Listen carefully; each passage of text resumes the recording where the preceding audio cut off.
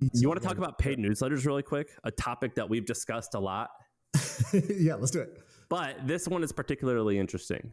The reason why is we've talked about this company a lot, Agora Financial. I've brought it up to you a ton.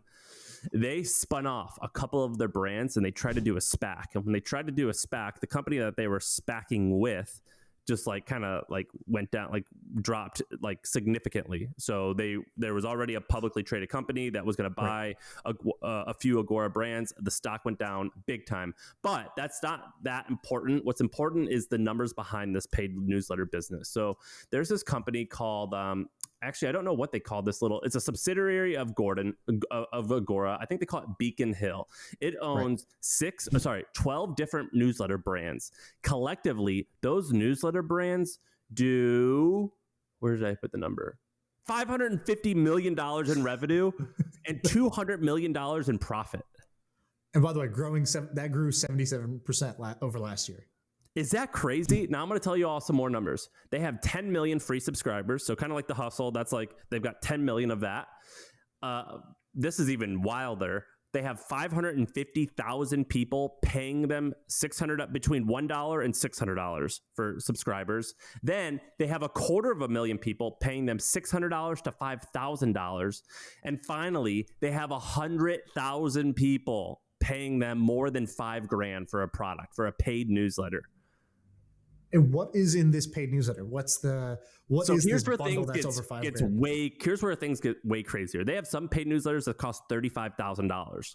Now, the reason why what gets crazy with this is that they have 160 products across 12 brands. So what's that math? So each brand has 12 or 13 products, and the products I don't even understand, but basically I understand the business model. The business model is they get you to buy a $50 or $49 thing, then they get you to buy a $2,000 thing.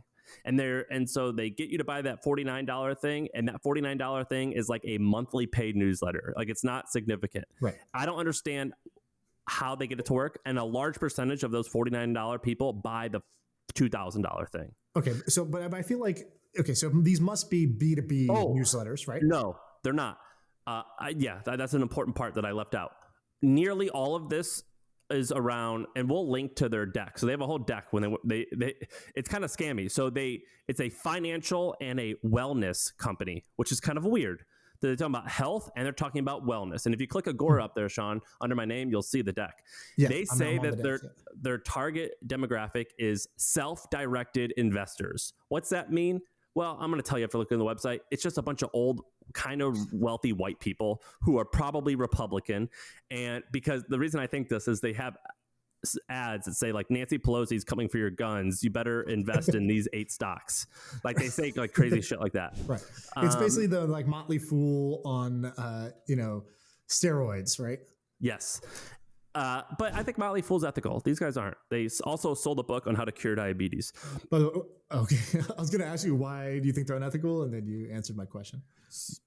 And so it's all financial news, financial newsletter, financial news related stock picks.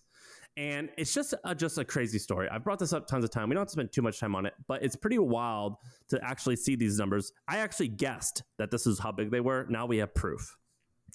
Yeah, you've been talking about Agora as like, doing hundreds of millions of dollars. And, some people know about them, but I would say most people don't know about this empire. And most people, this blows away most people's expectations of, paid newsletter, right? Like, I just had a paid newsletter as an individual, right? I made, a few $100,000 total, and I thought I was crushing it. And these guys are making hundreds of millions of dollars. So when you look at this, my honest reaction is, dude, why couldn't you have done this with The Hustle? What did they do, or why was the hill too hard to climb where you could scale like this? Because this is huge.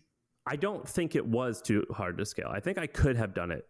I would say that this business has been around since the 70s. Right. So it's kicking ass now. It didn't always kick ass. If you're willing to be patient, you can do it. Second of all, if you're willing to put your ethics aside a little bit, it actually is quite easy to do. It helps. So it's not easy, but it's simple. How would you do this? Let's say you want to be these guys or beat these guys.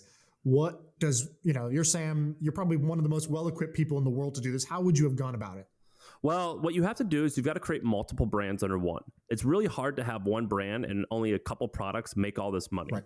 So you'd have to have, for us, we would have done, and we were going to do this, but then we got bought. And the reason I got bought was a whole different reasons, which is basically I wanted to get a payday. Like, and I wanted to, I mean, like I was pretty clear about that before. Like like, it was cool. It's awesome. I'm going to stay here. But like, it was nice to like get a lotto ticket.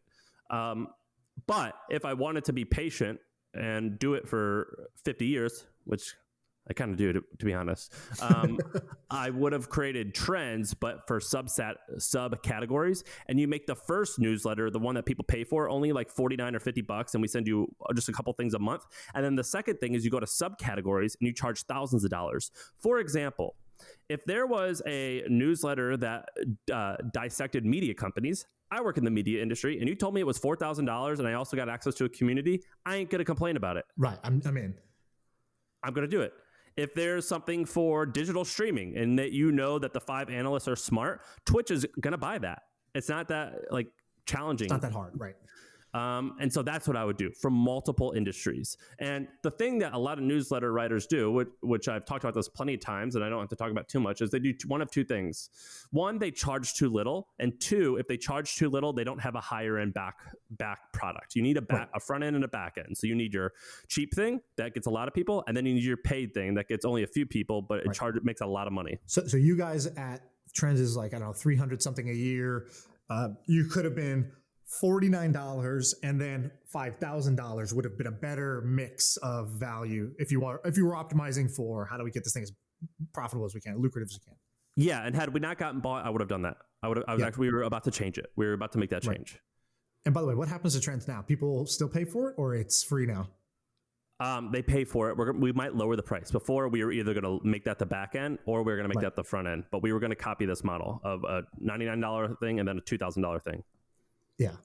Dude, when I see companies like this, it just makes me want to do it so badly because it's like, it just seems so doable. Now, I know that in practice, and by the way, we get heat for this sometimes because we're like, dude, it's so easy. It's so simple.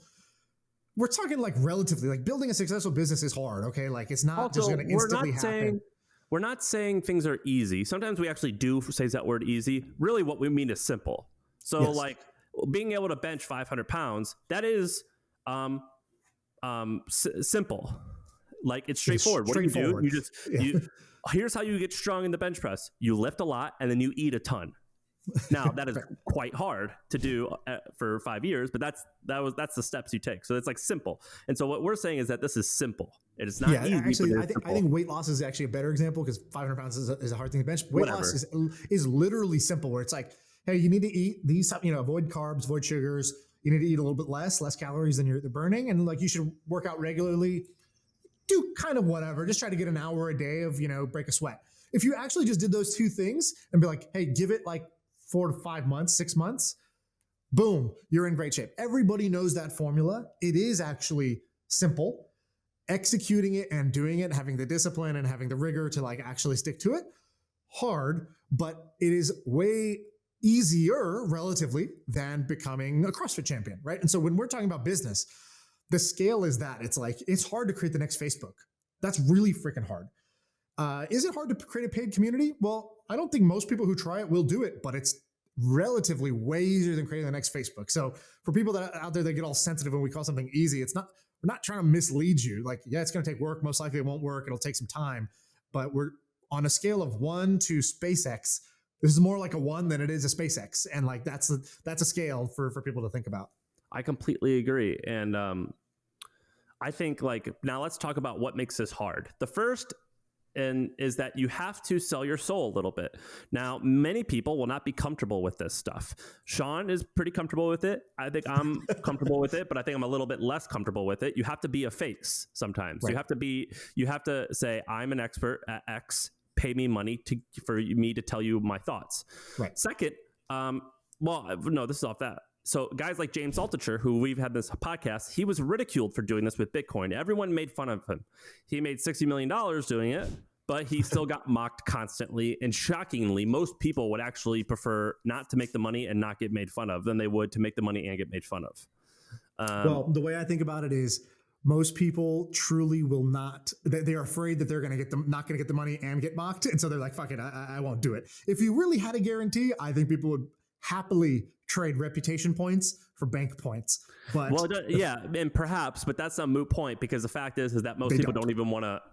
Because the first point that you said of like they may not get the money at all, that is also true, and that's what they're not going to do that. So you have to do that. Second, it's a treadmill.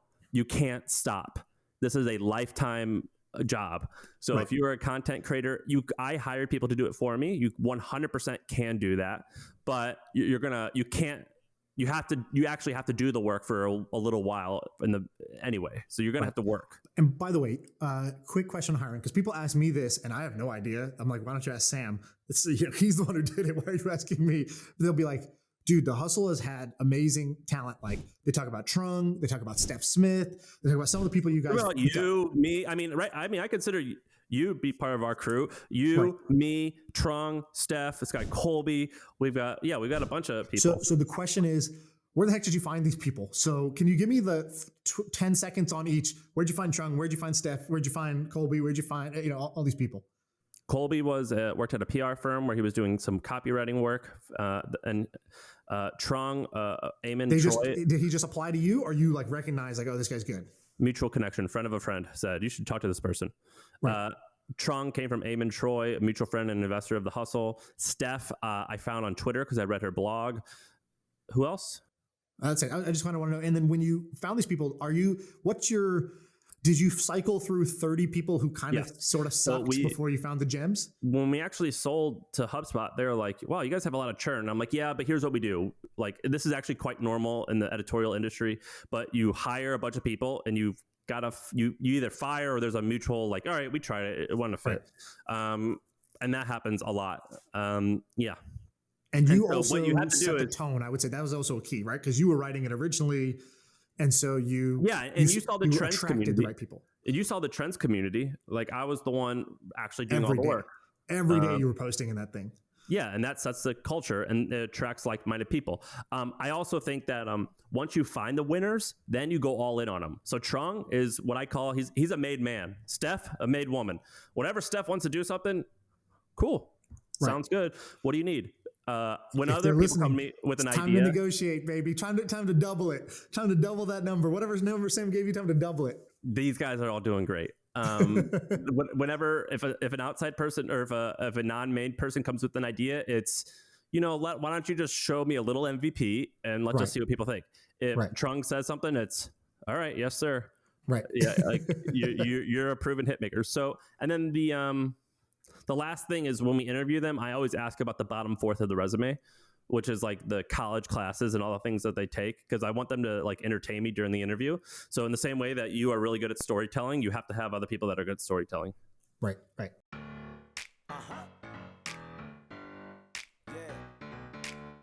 I feel like I can rule the world. I know I could be what I want to.